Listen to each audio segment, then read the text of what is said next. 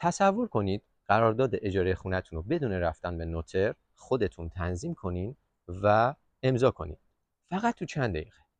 تازه این قرارداد رو راحت به اداره اقامت هم میتونید ارائه بدید. ما یه ویدیو قبلا ساختیم که به شما نشون دادیم این قرارداد رو چجوری تنظیم کنیم. حالا میخوایم نحوه تایید این قرارداد رو بهتون نشون بدیم. چرا؟ چون بعدش نیازه که طرفین این قرارداد رو امضا کنن و تایید کنن و بعد شما بتونید از این قرارداد به راحتی استفاده کنید. بریم ببینیم.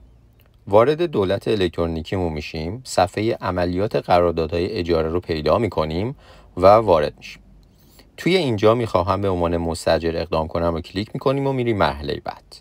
قرارداد مورد نظرمون رو اینجا انتخاب میکنیم و میریم اطلاعاتش رو نگاه میکنیم. اگه اطلاعاتی که اینجا دیدیم درست بود و همه چی طبق اون چیزی بود که ما میدونیم، برمیگردیم و اینو تایید میدیم. به محض اینکه اینو تایید میدیم میره توی یه صفحه‌ای که توی این صفحه یه سری اطلاعات عمومی در مورد قرارداد هاست و قانون ها رو اینجا نوشته که اینو با دقت میخونین و کلیک میکنین و میرین توی مرحله بعد. این مرحله آخریه که شما تایید رو بدین تموم میشه، به خاطر همین باز هم از شما تایید میگیره و بعد از تایید تمام این قرارداد آماده است. حالا که همه طرف‌ها این قرارداد امضا کردن، این قرارداد به صورت بارکد دار آماده است و شما میتونید این قرارداد رو پرینت بگیرید و ببینید.